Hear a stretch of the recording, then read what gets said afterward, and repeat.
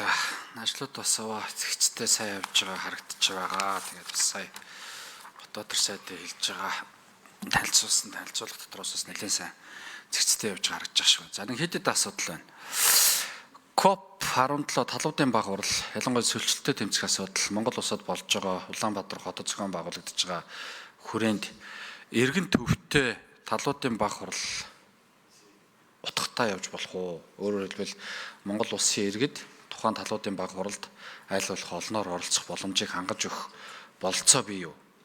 Энэ бол урд нь одоо талуудын баг урал дээр урамсгалын өөрчлөлтийн талуудын баг урал дээр бас явагдажсэн туршлага байдаг. Тэгэхээр аль болох Монгол улсын иргэдийг зөвлөлтөд тэмцэх баг уралд оролцуулах боломж байгаа юу гэдгийг нэгдүгээрт асуух гэж байгаа. Хоёрдугаарт үндэсний цэцэрлэг түрээлэн гэж ойлголоо. Манай үндэсний усны нөөц газар гэж бодож байгаа, ойлгож байгаа. Үндэсний цэцэрлэг түрээлэнд хийгдэх болсон үндсэн суурь шалтгаан юу вэ? Барилга башин байгуулагдах. Энэ дээр та бүхэн өөрөө цэвэр усны үндэсний нөөц газар гэдгээ тооцож байгаль орчны яам энэ зөвшөөрлийг олгосон юм уу гэдгийг асуух гэж байна. Сая Батбаатар сайд 500 сая орчим ам доллартай тэнцэх хэмжээний төсөл хөтөлбөр үлдэнэ гэж илчлээ. Урд нь бол 1.5 тэрбум доллар Монгол улсад шууд өрөөгөөж үлдэхэр төсөл хөтөлбөр хийжнэ гэж ярьж исэн. Тэгээ энэ хоёрын хоорондын зөрөө юу болов? Магадгүй одоо дахиад 200 гаруй хоног дутуу байгаа учраас нэмэгдэх бах гэж найдаж байна. Тэгээ энэ ямар төсөл хөтөлбөрүүд вэ? Одоо та өөрөө шууд 500 сая орчим доллартай тэнцэх хэмжээний төсөл хөтөлбөр гэж хэлсэн учраас тухайн төсөл хөтөлбөрийн агуулгыг шууд асуучъя гэж бодож байна. За дөрөвдүгээрт Монгол улсад урьдчилсан байдлаар ямар лобби уулзалтууд, хилцүүлэг, формууд. Яг нь энэ дээр бол гадаад харилцаатай холбоотой асуудал дээр Европын холбоотой 2 хоногийн өмнөх юм байна. Би 200 хоногийн өмнөөс төлөвлөж байгаа ажлуудтай холбогдуулж асууж байгаа. Энд тодорхой хэмжээний лобби уулзалтууд, хөрөнгө оруулалтууд, эдийн засгийн чиглэлийн форум хилцүүлэг зохион байгуулах, эсвэл одоо тодорхой төсөл хөтөлбөртэй холбогдсон наривчилсан улсуудын буюу эсвэл хөрөнгө оруулагчдын уулзалт форум зохион байгуулах төлөвлөлтөд байгаа юу? За байгаль орчин уур амьсгалын өөрчлөлтийн яам ялангуяа Монгол улсын ерөнхий сайдын захирамжаар уур амьсгалын өөрчлөлтийн тусгай элч гэж томилогддог. Яамн дээр өнөөдөр ерөнхий сайдын захирамжаар томилогдсон тусгай элч хэн байгаа вэ? Энэ уур амьсгалын өөрчлөлтийн тусгай элч бол маш том сүлжээ байдаг. Энэ сүлжээг бид нар өнөөдөр ашиглаж чадж байгаа юу? Ямар сураг сонсогдохгүй байгаа. Тэгээ тусгай элчтэй холбоотой асуудал буюу энэ болломоо гишүүн, мөнх баясгалан гишүүн энтертэй хамааралгүй шүү. Энэ өөр тусгай элч шүү. Энийг асуух гэсэн. 1 минут юм өгөөж гүцэг асууч. За Батэрдэг гишүүд 1 минут. Уур амьсгалын өөрчлөлтийн тусгай элч гэж Монгол улсын ерөнхий сайдын захирамжаар томилогддог элч байдаг. Энийг би асууж байгаа шүү. Нөгөөх нь вебсайттай холбоотой асуудал өндөгдөж байна. Энэ аппликейшн давхар хийгдэх үү гэдгийг би асуух гэж байна. 6 өдөр ийм нэрмжт болж байгаа юм байна. Бид нар нэг зүйлийг ерөөсөө хайчаад байна. Хүлэмжийн хий ялгаралтай холбоотой асуудал. Бид нар сая Батбаатар сайд ч бас хэллээ. Копи үеэр бол хүлэмжтэй холбоотой хилцээр бас байгуулахар төлөвлөж байгаа гэдэг. Хүлэмжийн хий ялгаралт дэлхийд дахинд өнөөдөр гол асуудал болчиход байгаа цаг хугацаа. Тэгэхээр энэ хүлэмжийн ялгаралтай холбоотой өдөр дээрээ ч юм уу аль нэг өдөрт аль нэг одоо зоогдсон байгаа агуулгын хүрээнд тооцогдож байгаа юм байгаа юу гэдгийг би асуух гэж. За дээрэс нь ерөнхий ураа бол хитрхи ерөнхий байна. Энэ дээр жоохон наривчилсан яг чиглэсэн ураа байна уу гэдгийг асуух гэж. За тэгэхээр дараа нь тодорхойлох баярлалаа. За 4 нумар Батбаатар сайд хариулъя. За. COP17 эргэн төвтэй талуудын байнгын баг урал оролцоо. Энэ эдийг бол байнга дэмжиж байгаа. Монголын иргэд энэ COP17 юу болж байгаа? Монгол улсын газар нутгийн 77% цөлжилтөнд өртсөн гэж байгаа. Энэ чиглэл рүү бол хэдүүг санаачлагыг гаргаж байгаа. COP17 болох цэнхэр ногоон 2 бүс байгаа. Ногоон бүс рүү ороход Монгол улсын иргэд зүгээр орж байгаа тооны үед бүртгэж байгаа шүү. Ямар нэг тийм хашилт хаалт байхгүй. Чөлөөтэй оруулах хэрвээ шаардлагатай тохиолдолд нэмэлтээр одоо талбай засч анхаарах энэ чиглэл рүү бол их анхаарж байгаа орон нутгаас иргэдийг оролцуулах энэ чиглэлд бол итвэх санаачлаг гаргаж ажиллана гэд санаа нэг байгаа гэдгийг нь хэлжээ. Үндэсний цэцэрлэгт хүрээлэн дээр болох ажил нь бол ер нь бол КОП талуудын байгууллага зохион байгуулах газар байшин сав одоо юу гэдгийг тэр байршлыг нь Нобелийн конвенцийн нарийн бичгийн талуудын газартаа хамт ингээд тохирдог ганцаараа нөгөө Монгол улсын засгийн газар хийждэггүй. Тэгэхээр энэ газрыг хязээ тохирсон бай гэхлээр 2024 оны 11-р сард гадаад харилцаа байгаль орчин уур амьсгалын болон нийслэлийн засаг дарга нар нэгэсэндээ Баццаг сайд, Одон туяа сайд, Нямбатар дарга гэсэн энэ 3 хүн яриад конвенцийн нарийн бичгийн талуудын хүмүүс нь Монголд ирж 3 байршлыг үзээд ярилцаад тэгээ энэ дээрээ тохирсон юм байлаа. Ингээд 25 оны 1 сард баха андуурсан бол илэрээ 25 оны 1 сард нийслэлийн иргэдийн төлөөлөгчдийн хуралдаж тэр газар дээр КОП 17-г зохион байгуулах тэр газрыг нь гаргасан тогтоол шийдвэр гаргасан. Одоо энэ асуудлыг бол зүгээр би нөгөө өөрчилж болох арга байна уу гэсэн боломгүй байлаа. Буцах аргагүй болсон. Тэгэхээр энэ дээр нөгөө өөрчлөлт хийх боломжгүй болсон. Тэгэхээр энэ асуудлыг бол тэгэж ойлгоод явсан зүйтэй байх. За хэрвээ зөвөр магадгүй Мишель Экспоч байдаг юм уу, Дөнжин гарав зах дээрж байдаг юм уу те хийсэн бол барилга байшин бол болох боломжтой гэж үзэжсэн. Хэрвээ тэгэж болсон бол бид нар татвар төлөгчдийн мөнгнөөс 100 тэрбум төгрөг хэмнэх боломж байсан гэж би өвдөө харж байгаа. Гэтэ одоо энийг бид нар нөгөө Нобелийн конвенцийн нарийн бичгийн дарга нартай хамтдаа эцэлж шийдвэр нь гарчихдаг учраас өвөн дээр буцааж хойш нь татах залуур эргүүлэх боломжгүй болчиход байгаа маа. За $500 сая гэдэг бол зөвхөн бэлчээрийн санаачлага юм ба. Бэлчээрийн тэргүүлэх санаачлага.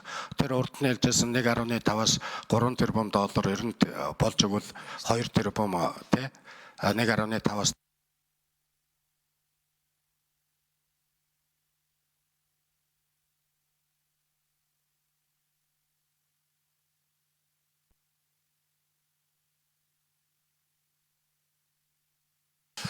За гүйцэтгэж хариулъя тодорхойлъя. За $500 сая тухайд бол тийм байгаа. Өшөө бусад одоо зөвлөд нь хөрөнгө оруулалтууд үргэлжлэнэ. Энэ бол 1.5 дээр очно гэж ойлгочих хэрэгтэй. За урьдчилсан лобби юу байна вэ? Уулзаад хөрөнгө оруулалт энэ чиглэлийн ажлууд юу байна вэ гэж. За одоо нэг санаачлагыг гаргаад эхлүүлж байгаа. Хятад, Япон, Солонгос, Монголын байгаль орчны сайд нар уулзаж энэ шар шорон сурах дүүрэнг КОП-ын сэдвт оруулах тухай санаачлага болгож 4 улсын манлайлалдаар. Тэгэхээр энэ чиглэлийн ажлууд дөнгөж эхэлж байгаа. Энийг хэрвээ үр дүнд хүргүүл энэ бол маш том Монгол улсын энэ цөлжилтийг байхгүй болгож ижил энэ шорон сурах алгуулна шүү дээ. Тэднэрт очдог нөлөөллүүд нэрлэн. Тийм болохоор энэ бол дөнгөж эхэлж байгаа. Дээрээс нь бусад урьдчилсан санаачлагууд явж байгаа зөвлүүд бас КОП 17 урлаас өмнө бол нэлээдгүй зөвлүүд.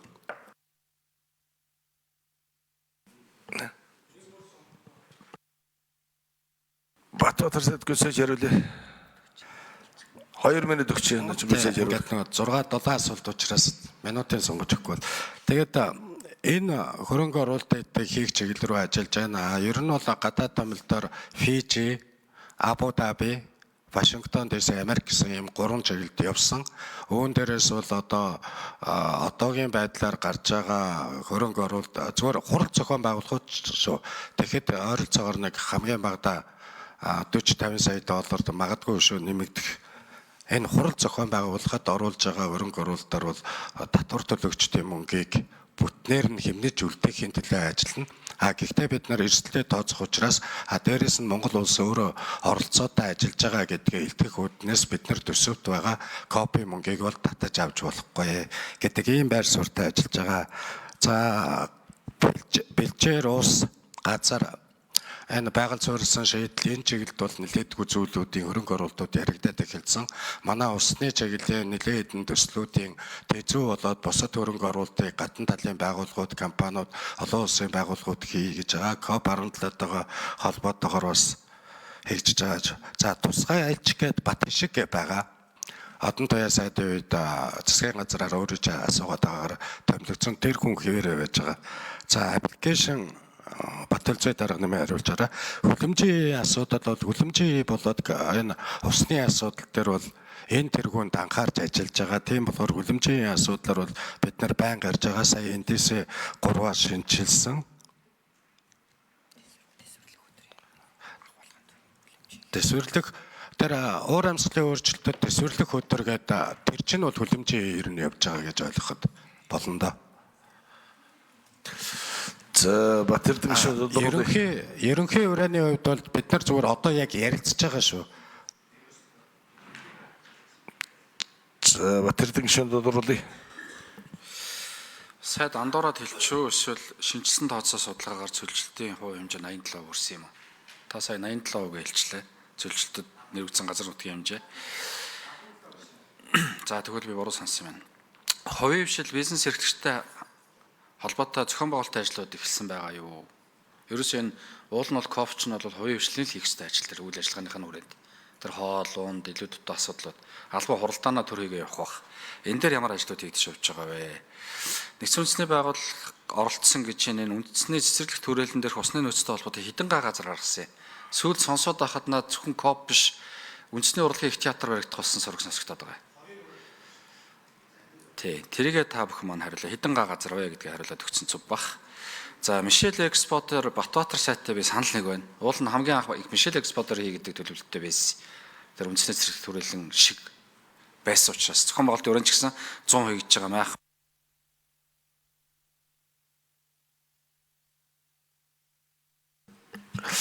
Батэрдэг гишүүн 1 минут.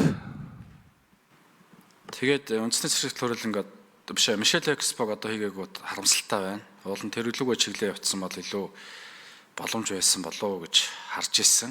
За тэгээд ер нь яг зөвхөн эдийн засгийн тооцоо судалгаа, ялангуяа хөлбөмбөжтэй холбоотой асуудлууд, за олон улсын хооронд гэрээ хийж байгаа контрактын асуудал гэдэг ингээ харахаар бүх улсын эдийн засгийн хөгжлийн яамдуудын холбоотой асуудлууд энэ дээр орж ирнэ. Байгаль орчны яамд ангараа биш. Тэгэхээр бусад улс орнуудын эдийн засгийн хөгжлийн яамдуудтай хэр харилцаа тогтоож байгаа вэ? Манай Монгол улсын эдийн засгийн хөгжлийн яам энэ дээр хэр оролцоотой байгаа вэ гэдгийг би бас асуумаар байна. Зөвхөн байгаль орчны яам энэ дээр дангаараа ажиллаад эдийн засгийн тооцоо судалгаа, төсөл хөтөлбөр хариуцах хилцээртэй холбоотой асуудлыг бол байгаль орчны яам дангаараа хийж чадахгүй л дээ. Одоо Сингапур гэхэд хөлөмжийн чинь бол эдийн засгийн хөгжлийн яамны асуудал шүү дээ. Байгаль орчны яамны асуудал бас биш. Нэг талтай хамтардаг тий. Тэгэхээр энэ дээр бас та бүхэн маань уулзалтууд хийгдэж байгаа юу гэдгийг би нэмж тоо.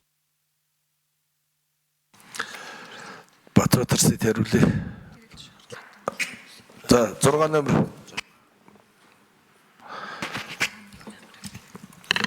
Дараа нэг номер хариулах юм байна. Эрхэм гишүүдэд өдрийн мэнд хүргэе. Нийслэлийн кооператив хөрөнгө оруулалтын байгуулалтын газар орон нутгийн өмчт байгууллага. За Батэрдэн гишүүний асуултанд хариулахад за байршлыг бол түрүүн сайд хэлсэнчлэн гадаад харилцааны сайд, байгаль орчны сайд, нийслэлийн засаг дарга нарын хамтарсан одоо танилцуулга хурал дээрээс бол энэ байршлыг бол нэгдсэн үндэсний байгууллагад одоо зөвлөх хөгжлөгөө үзүүлдэг зөвлөх компаниудын гаргаж өгсөн одоо байршлуудын үнэлгээ өгүүлэлт дээрээс одоо үндэслэж бол шийдвэрлсэн. За тухайн үед өмнө нь бол ажлын хэсэг засгийн газар дээр байгуулагдсан ажлын хэсэг бол хэд хэдэн байршлууд дээр бол үзлэг танилцуулга хийсэн байсан. За Мишель Экспогийн хэсэгт бол бид бүхэн бас дахиж очиж танилцуулга юмнуудаа танилцсан. Тэр үед бол энэ олон улсын зочд буудал үзэсгэлэн хурлын танхимуудын төсөл нь бол зогссон байдалтай. За 26 онд бол ашиглалтанд орох боломжгүй гэсэн юм хариуг бол тухайн төсөл хэрэгжүүлэгч компани зүгээс. За 6 номер гүйцээж хариулъя. 1 минут. За энэ шийдвэрийн дагуу 3 одоо 2 сайд нийслэлийн засгийн хамтарсан энэ хурлын дагуу нийслэлийн иргэдийн хурлын 2026 оны 2 сарын 26-ны өдрийн 25 дөрөвт 23 нийслэлийн иргэдийн хурлын тогтоолоор бол үндэсний цэцэрлэг төрөлнгийн 38 талбай дээр бол энэ КОП 17 хурлыг зохион байгуулах байршлыг бол баталсан. За энэ байршил дээр ердөө 8 талбай дээр нь бол төр байгууламж барихаар бол шийдсэн. Бусад хэсэгтэр бол тогтчлт ногоон байгууламжуудыг одоо барьж ашиглалтанд оруулахаар шийдсэн. За энэ нь бол байгаль орчны уур амьсгалын өөрчлөлтийн яамны 25 оны 5 сарын 12-ны өдрийн за байгаль орчинд нөлөөлөх нөлөөлөх байдлын үнэлгээний дүгнэлтийг бас үндэслэж гаргасан бол шийдвэрүүд. За цаашлаад бол үндэсний цэцэл түрээлэнд энэ одоо төлөвлөлтөд уялдуулаад иргэдийн чөлөө цагаа өнгөрөх одоо энэ зүүн хэсгийн бол тохиолдолд ногоон байгууламж бол хөлөм жимдгээр нэмэгдэн дэд бүтцийн асуудлууд бол шийдэгдэн. Одоогоор үндэсний цэцэл түрээлэн бол төвийн дэд бүтц холбогдсон.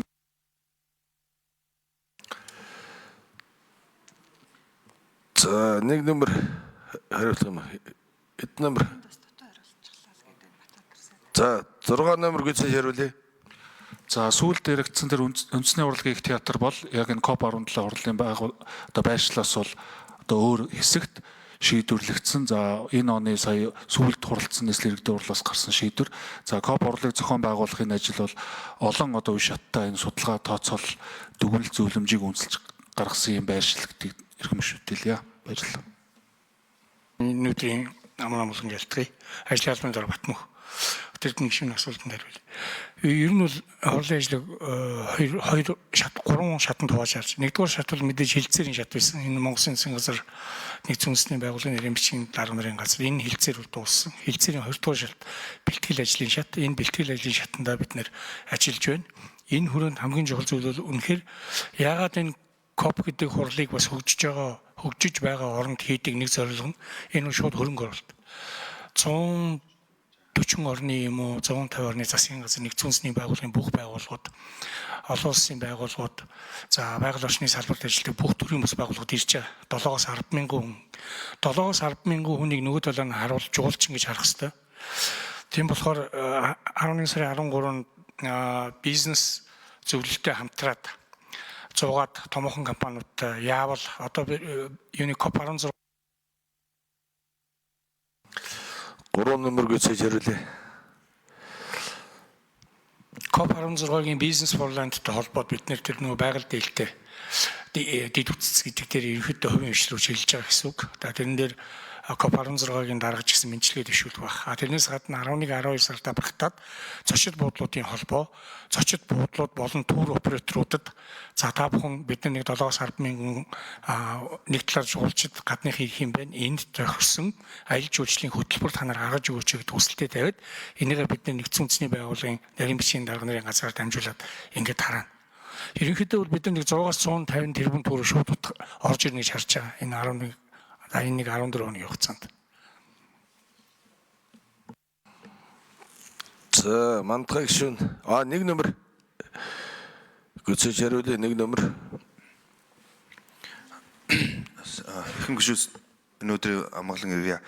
Байгаль орчин уур амьсгалын өөрчлөлтийн яамны бодлого төлөвлөлтийн газрын дарга Бат Төлөлцөө Бат Эрдэнэ гишүүний асуусан апп вебсайттай холбоотой асуултанд хариулъя. За вебсайтын хувьд бол түрүү хэлсэнчлэн хуралд оролцох хурлын бүх төрлийн мэдээлэл Монгол улсад хөрөнгө оруулалт ямар байгаль орчны холбогдлолтой өгдөл мэдээллийг бол одоо вебсайтанда байршуулна гэж үзэж байгаа. За апп-ийн хэмжээнд бол хувийн хвшлийнхээ олон шийдлүүдтэй танилцсан. За жишээ нь JC SPAC хийж явах үеийн маш олон туршлагууд харахад бол буудал Монгол улсад ирээд одоо такси буудал ойр хавийн аюулгүй үйлчлэгээр үйлчлүүлэх дэлгүүр хоршоо бүх мэдээллүүдийг бол апп-аар шийдэж болж байгаа. Тэр апп-аар бол одоо тэр төлбөр тооцоогоо хүртэл шийдэх боломжтой. Мөн одоо аюулгүй асуудал үүсэх үед шууд түргэн тусламж авах боломжтой гэсэн ийм үйлчлэгнүүдийг нэгтгэхэд хувийн хвшилтийг хамтарч хийхээр ярилцж байгаа. Баярлалаа. За мандхай гишүүн асуулт асууя.